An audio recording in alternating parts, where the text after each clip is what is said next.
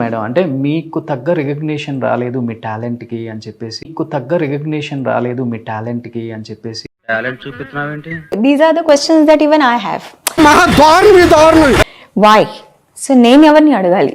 I don't have anybody to answer these questions to me కదా. అమ్మాయి కత్తిలా ఉంది కదరా, బ్రేక్ ఇద్దామా? అంటే తేజ గారు ఎట్లా నన్ను ఎత్తుకొని తీసుకురావడం అది నాకు అర్థం కాలేదు సార్. నెమ్మదిగా అన్ని అర్థమవుతాయి కానీ నా కూర్చో. తెలియదు ఎందుకు ఇప్పుడు కూడా పీపుల్ ఎందుకు మర్చిపోలేదు చెప్పండి.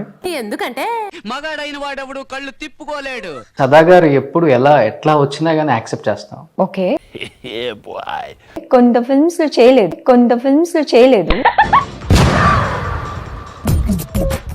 నవ్వు ఆపుకుంటున్నావు కదరా. స్పెషలీ టార్చ్ లైట్ అని ఒక తమిళ్లో ఇక్కడ అవును. ఏమైంది? చిన్నపిల్లలు కదా సార్, జడుచుకున్నట్టున్నారు. ఇక్కడ ఏదో తెలుగు పేరు పెట్టి రిలీజ్ చేశారు.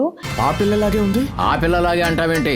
ఆ పిల్లే. As it is a very shy and a very closed person. Jacket విపనా అయిపోయింది నాకు కథం. సో అట్లా ఒక బోల్డ్ క్యారెక్టర్ చేయాలంటే నాకు చాలా భయం వేసింది. జాకెట్ విపనా లేక నువ్వే విప్పుతావా? But I did it because అట్లాంటి ఒక స్టోరీ కూడా చెప్పాలి.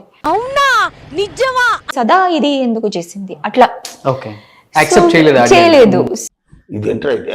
అంటే basically you don't like to do bold characters madam. పొద్దు ఇంతవరకైనా ఏదైనా పెట్టుకున్నారా మీరు ఒక బోర్డర్ లైన్?